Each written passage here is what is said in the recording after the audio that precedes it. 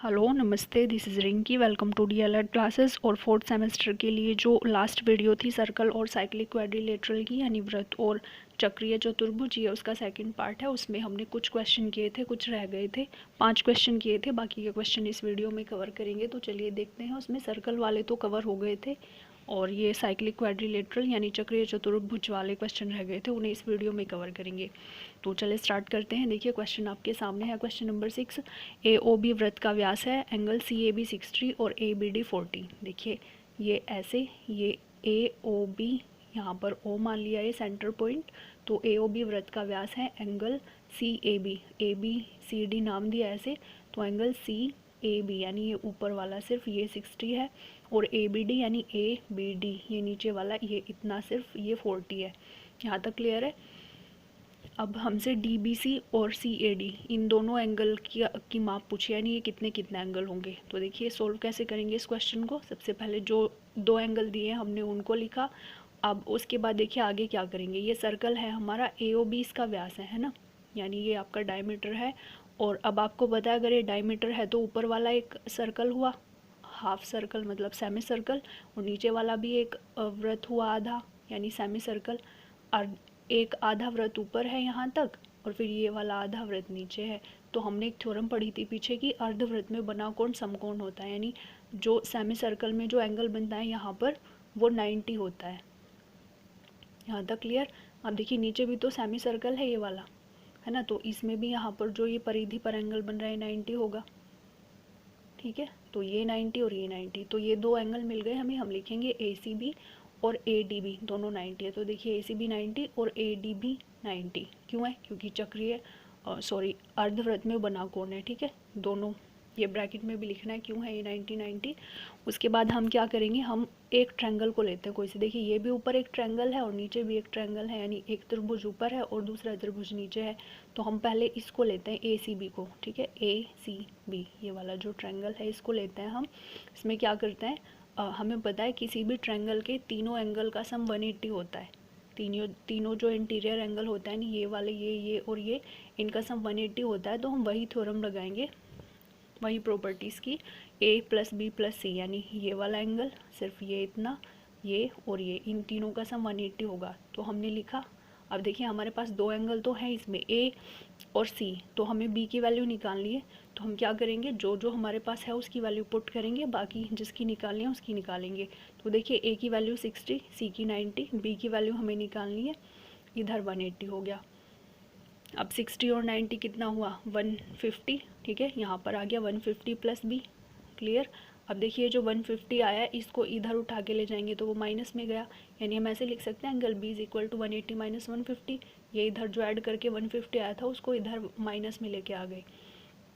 तो ये कितना हो जाएगा आपका, 150 में से 180 में से 150 गए तो 130 बचेगा। ये देखिए सॉरी 30 बचेगा। तो एंगल भी आपका 30 आ गया। इसको आप एंगल सी बी ए भी पढ़ सकते हो। ठीक है, देखिए सी बी ए, सिर्फ ये वाला ऊपर वाला एंगल इतना। क्लियर है यहाँ तक। आगे चलते हैं और फिर आगे क्या करेंगे इसमें। देखिए अब हमें एंगल डी बी सी की वैल्यू बतानी है ना। डी बी सी कौन सा आपका, देखिए ये डी, ये बी और ये सी, ये वाला पूरा दोनों को मिला के, है ना, इसको भी और इसको, यानी इस पूरे की बात की है इसने। तो अगर हम पूरे की बात करेंगे तो हमें ये और ये दोनों एंगल प्लस करने पड़ेंगे, तभी तो हमारे पास पूरा बी आएगा। तो हम क्या करते हैं, ये हमने अभी अभी निकाला और ये हमारे पास पहले से था, तो दोनों को ऐड किया तो हमारे पास ये वाला एंगल आ जाएगा डी बी सी यानी सी बी डी। क्लियर है। तो हमने वही किया, दोनों को ऐड किया, 40 प्लस 30 70, डी बी सी आ गया हमारे पास। वो पूछा था एक। क्लियर है। दूसरा देखिए कैसे निकालते हैं। इसमें क्या करते हैं हम, देखिए या तो आप इसको इसी की तरह निकाल सकते हो, जैसे हमने ऊपर वाले ट्रायंगल यानी ऊपर वाले त्रिभुज में किया, वही काम हम नीचे वाले में कर सकते हैं। क्योंकि हमारे पास ये वाला एंगल है, ये वाला 90 हो गया, इसको निकाल सकते हैं हम, है ना, फिर इन दोनों को ऐड कर देना। या तो आप ऐसे कर सकते हो, या फिर एक और तरीका है इसमें कि हम क्या करते हैं, देखिए ये एक चक्रीय चतुर्भुज है ना, चक्रीय मतलब जिसके ये जो कोने हैं ये सारे परिधि पर लाई करते हैं ना, यानी परिधि पर होते हैं सारे कोने, परिधि को टच करते हैं इसके, जो ये चतुर्भुज है आपका। तो देखिए ए बी सी डी है ना, तो इसमें क्या होता है कि जो अपोजिट एंगल होते हैं चक्रीय चतुर्भुज में जो अपोजिट एंगल होते हैं यानी आमने सामने के कोण, उनका सम 180 होता है। जैसे सी और डी का 180 होगा और फिर इस ए और इस बी का 180 होगा, यानी ये पूरा ए और ये पूरा बी। यहाँ तक क्लियर है। तो हम क्या करते हैं इसी वाले से कि जो हमारा साइक्लिक क्वाड्रिलेटरल है यानी चक्रीय चतुर्भुज, उसके सम ये वाले जो अपोजिट एंगल है इनका सम 180 होता है। तो हमने ऐसे लिखा angle A plus B is equal to 180, है ना। क्यों हुआ? क्योंकि ये चक्रीय चतुर्भुज है, तो हमने ले लिया। अब देखिए एंगल ए हमारे पास 60 है, ये ऊपर वाला ए सिर्फ, आप इसको सी ए बी भी पढ़ सकते हो ऐसे, ए की जगह अगर आप ऐसे सी ए भी लिखना चाहो तो लिख सकते हो, angle C A B. Clear है। फिर उसके बाद एंगल बी, बी भी एंगल पूरा है ये, ठीक है, सी बी डी, और बी हम निकाल चुके हैं पहले 70 था तो हमने वो 70 लिखा। अच्छा इस ए को हम 60, हम ऐसा करते हैं इस वाले एंगल को, ये हमारे पास है नहीं ना, तो हम इसको एक्स मान लेते हैं, सिर्फ इतने को हमने एक्स मान लिया इस वाले एंगल को, ठीक है। तो हम अब अगर सिर्फ इस पूरे ए की बात करते हैं तो ये 60 प्लस एक्स हो जाएगा ना, है ना, ये और ये, तभी तो ये पूरा ए बनेगा 60 प्लस एक्स, और बी हमारे पास 70 हम निकाल चुके हैं इस वाले में। तो देखिए ए प्लस बी 180 हुआ, ए की जगह हमने 60 प्लस एक्स लिखा क्योंकि हमने जो नीचे वाला एंगल है 60 के पास वाला उसको एक्स मान लिया। बी हमारे पास 70 है, इक्वल में 180 रखा। उसके बाद सिंपली हमें एक्स की वैल्यू निकालनी है, सोल्व करके तो 60 और 70 कितने हुए 130 प्लस एक्स, और ये 180 इक्वल में पहले से था। अब हमें एक्स की वैल्यू निकालनी है तो 130 को इधर लेके आएंगे माइनस में, तो देखिए लिखा हमने 180 माइनस 130। अब 180 में से 130 माइनस करेंगे तो 50 आ गया। अब देखिए x की वैल्यू 50 आ गई, यानी सिर्फ इतने वाले एंगल की वैल्यू आई है ये। क्लियर है, इतने एंगल की वैल्यू कितनी आ गई 50, है ना। तो अब हमें एंगल a की वैल्यू बतानी है, तो a कितना पूरा 60 प्लस एक्स है ना, ये पूरा एंगल 60 प्लस एक्स ही तो होगा, तो 60 और x की वैल्यू हम निकाल चुके 50, तो एंगल a पूरा कितना आ गया 110। यानी आप इसको क्या पढ़ सकते हो एंगल CAD ना, एंगल CAD। यहाँ तक क्लियर है। तो इसमें बस ये CAD बताना था और आपको DBC बताना था, कहाँ पर है ये 70, ये दोनों एंगल की माप पूछी थी वो हो गई। नेक्स्ट क्वेश्चन देख लेते हैं एक बार, क्वेश्चन नंबर 7। इसमें क्या है कि ये आपको ADC 140 और ABCD चक्रीय चतुर्भुज है ऐसा बोला है, तो हमें एंगल BAC की माप बतानी है, ठीक है।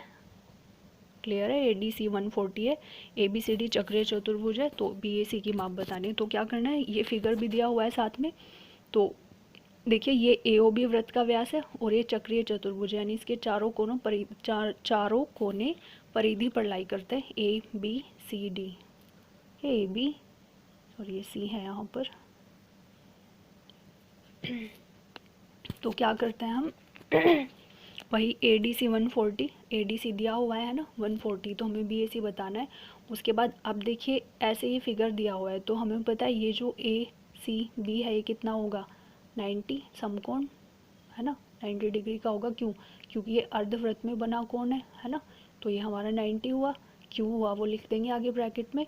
उसके बाद देखिए ये एक चक्रीय चतुर्भुज भी तो है, क्योंकि इसके चारों कोने इस परिधि पर जो इसकी सरकमफ्रेंस है इस पर लाई कर रहा है, तो इसका और इसका सम 180 होगा, और A और C यानी इस पूरे का, है ना, इसका सम 180 होगा। तो हम क्या करते हैं, वही हम D और B यानी इसका और इसका सम 180, ये वाला हमें दिया हुआ है 140, ठीक है, देखिए ADC है ना, ADC, तो इन दोनों का सम 180 हुआ। क्यों? क्योंकि चक्रीय चतुर्भुज है। अब देखिए D हमारे पास पहले से दे रखा है 140, B की वैल्यू हमें निकालनी है, तो वही फिर 140 को इधर उठा के लेके जाएंगे माइनस में, तो माइनस करने के बाद 40 आ गया। फिर आपको क्या करना है, वही वाली जो प्रॉपर्टी है ट्रायंगल की, कि इस वाले ट्रायंगल को लेते हैं सिर्फ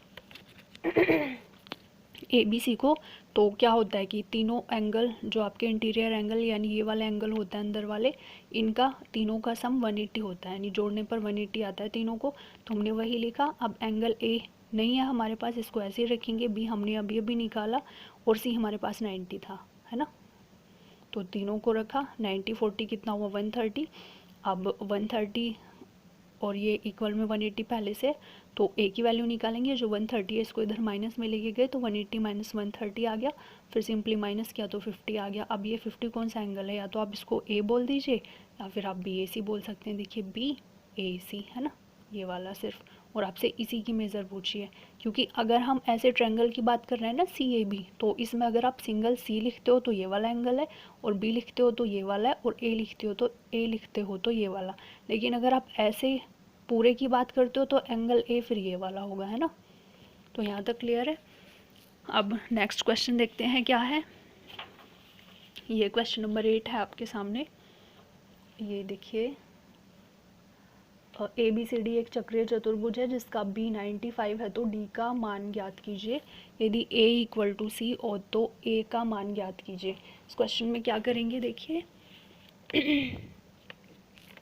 ये ABCD आपको दिया हुआ है, वही ये इसका सेंटर पॉइंट है सर्कल का, है ना। ये आपका वही चक्रीय चतुर्भुज यानी साइक्लिक क्वाड्रिलेटरल है।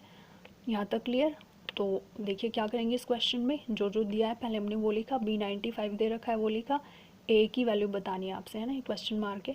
अब देखिए वही सोल्व कैसे करेंगे, B + T 180 होता है ना, क्यों, क्योंकि ये चक्रीय चतुर्भुज है, यानी ये और ये इन दोनों का सम 180, A और C का सम 180। तो पहले हम इन दोनों को लेते हैं, B + D 180, क्यों, क्योंकि चक्रीय चतुर्भुज है, ब्रैकेट में लिखना भी है रीज़न। अब B की वैल्यू कितनी है हमारे पास 95, वो लिखी। D की वैल्यू नहीं पता, हमें निकालनी है 180। D की वैल्यू निकालेंगे, इसको माइनस में लेके गए, 180 में से 95 माइनस किया तो 85 आ गया। फिर उसके बाद D की वैल्यू आ गई 85। क्लियर है ना। ये जो D एंगल है उसकी वैल्यू 85 आ गई यहाँ पर, ये 85। अब फिर से क्या करेंगे, A और C का सम भी 180 होगा, यानी इन दोनों को ऐड करके भी 180 आना चाहिए। तो AC 180, क्यों, क्योंकि चक्रीय चतुर्भुज के एंगल हैं। तो A, अब देखिए इसमें एक और चीज़ दी हुई थी, A इक्वल टू C, यानी A और C इक्वल हैं, तो हम A की जगह C और C की जगह A रख सकते हैं। तो हम A + C 180, ये तो चक्रीय चतुर्भुज है इसलिए हुआ। अब देखिए AC इक्वल दे रखा है, तो हम इस वाले C की जगह A रख सकते हैं, है ना, क्योंकि AC इक्वल है। तो हमने यहाँ पे लिख भी दीजिए बेशक आप ब्रैकेट में, क्योंकि angle A equal to angle C, इसलिए आपने C की जगह A रखा 180।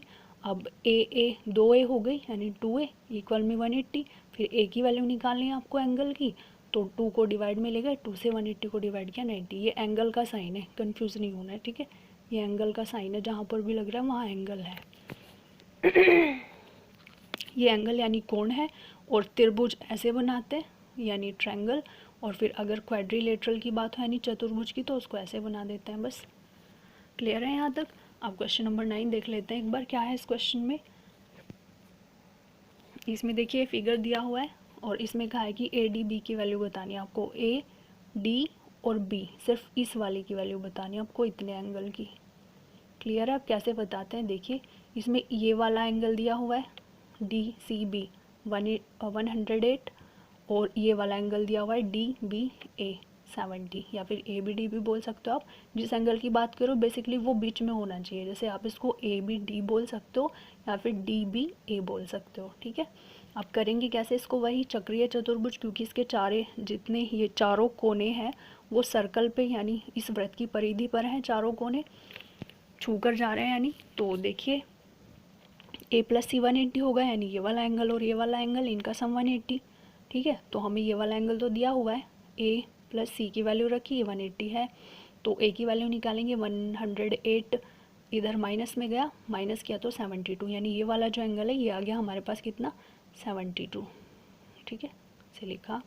अब ट्रायंगल ABD पर चलते हैं, देखिए AB, ये ABD। अब देखिए ये वाला एंगल आ गया हमारे पास, ये पहले से दे रखा है, तो इसकी वैल्यू निकाल सकते हैं ना हम अब, ADB यानी इस वाले एंगल की।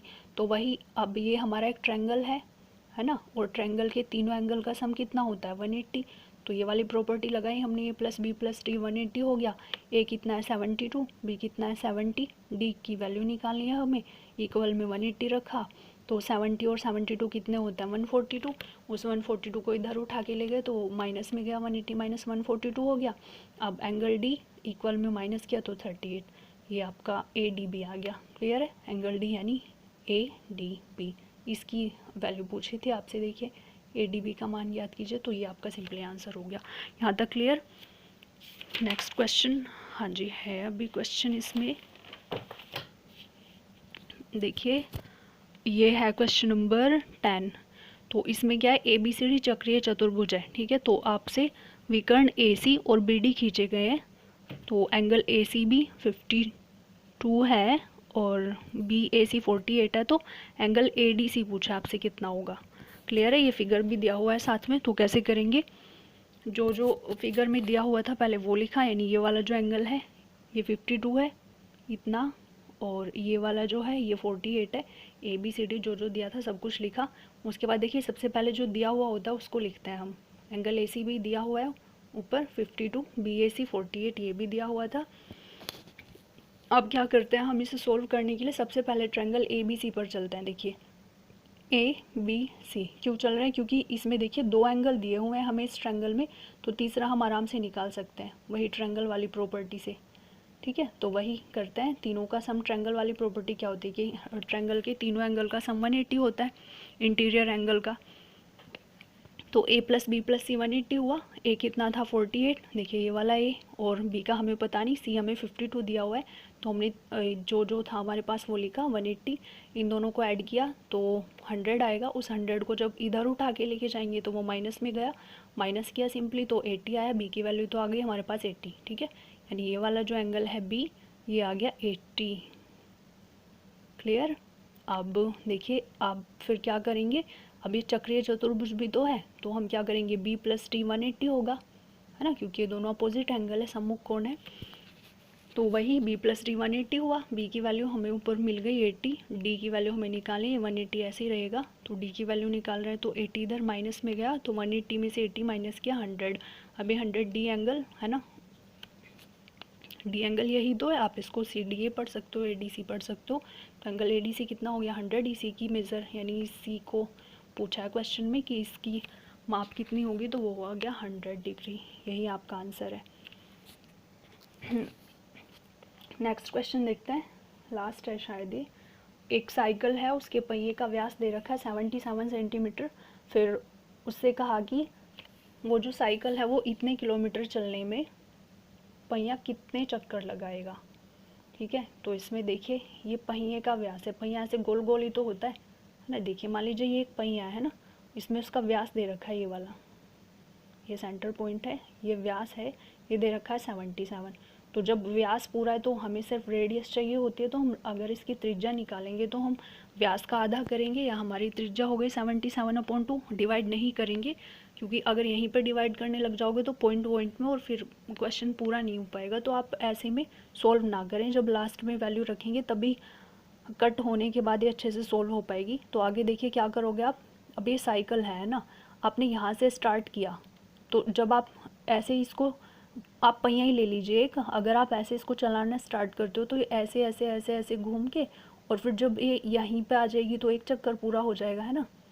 ठीक है, आप ऐसे समझिए, देखिए है ना, ये साइकिल का पहिया है, तो इसने यहाँ से चलना स्टार्ट किया, तो फिर ये ऐसे ऐसे चलते चलते चलते चलते जब इसी पॉइंट पर आ जाएगी तो एक चक्कर पूरा हो गया इसका, है ना। तो ऐसे ही तो चलेगी है ना, चलते चलते चलते चलते इसको इतनी इतनी डिस्टेंस कवर करनी है।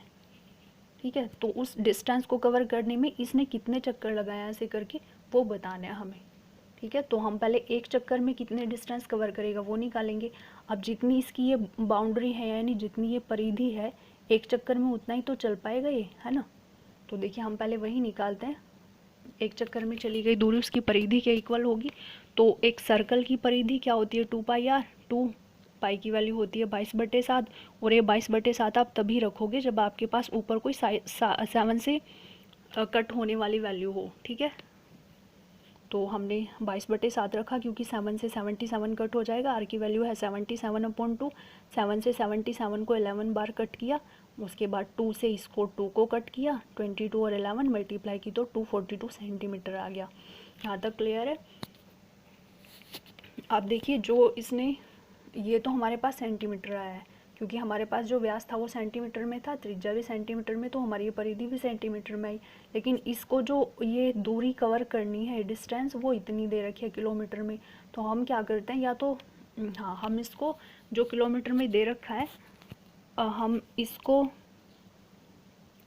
सेंटीमीटर को किलोमीटर में चेंज कर लेते हैं। तो जब इस सेंटीमीटर को किलोमीटर में चेंज करेंगे तो हमें इतने से डिवाइड करना पड़ेगा। ठीक है, 1 लाख है ये, तो एक के आगे 5 जीरो, इतने से डिवाइड करेंगे तो हमारे पास डिवाइड होने के बाद ये आ जाएगा। यानी नीचे जितनी जीरो हो ना, आप इधर से उतने नंबर काउंट करके जीरो लगा दो। देखिए 5 जीरो है ना, तो 1 2 3 4 और ये 5 ऐसे करके यहाँ पॉइंट आ जाएगा। तो देखिए वही है, ठीक। तो ये हमारा किलोमीटर में चेंज हो गया। अब हमें चक्करों की संख्या बतानी है। तो देखिए कुल जो डिस्टेंस है वो उसको इतनी कवर करनी है ना। तो हमने वही लिखा 0.242, ये डिस्टेंस कवर करनी है। और एक चक्कर में कितनी कवर की उसने, ये वाली। तो एक चक्कर में कितनी कवर की उसको नीचे लिखा। अब जब हम सिंपली इसको डिवाइड करेंगे तो हमारे पास चक्करों की संख्या आ जाएगी। तो हम डिवाइड कैसे करेंगे, वही देखिए इसका पॉइंट हटाएंगे जब हम, तो हमें ऊपर एक काम करते हैं, और जब इसको डिवाइड करेंगे तो ये हो जाएगा हमारा, देखिए ऐसे करते हैं, इसका पॉइंट हम 3 नंबर इधर लेके आते हैं, जैसे 1 2 3। तो इसका पॉइंट यहाँ आ गया मान लीजिए। अब तो अगर हमने ऊपर वाला पॉइंट खिसकाया है तो हमें नीचे वाला भी ऐसे ही लेके आना पड़ता है, 1 2 3। तो ये हमारा यहाँ पे आ गया 2 के पास, है ना। तो अब हमारा बन गया 242 और नीचे अपोन में आ गया 2.42, है ना। अब हमें यहाँ से भी पॉइंट हटाना है। तो अगर हम ऐसे पॉइंट हटा रहे हैं तो पॉइंट के बाद कितने नंबर है, 2। तो हम ऊपर 2 जीरो लगा देते हैं ऐसे करके। अब ये पॉइंट हट गया हमारा, ठीक है। तो अब हमारे पास बचा 24200, नीचे 242 है। तो सिंपली आप इसको डिवाइड कर सकते हो, है ना। तो 100 आ जाएगा सिंपली। देखिए 242 1 जा 242 और 2 जीरो एक्स्ट्रा थी वो यहाँ पे रख दी। तो डिवाइड करने के बाद 100 आ गया, यानी 100 चक्कर लगाए थे उसने इतने डिस्टेंस को कवर करने में। बस आज की वीडियो में इतना ही, और ये क्वेश्चन थे और सभी इम्पोर्टेंट क्वेश्चन हैं। और इससे रिलेटेड और भी वीडियोस देखनी हो तो आप डिस्क्रिप्शन चेक कर सकते हैं, उसमें सभी वीडियोस के लिंक है। और कोई क्वेरी या डाउट है तो आप लोग कमेंट कर सकते हैं या फिर आप मेल कर सकते हैं इस वाली साइट पर, ये dladclass@gmail.com। तो इस वीडियो में इतना ही, थैंक यू।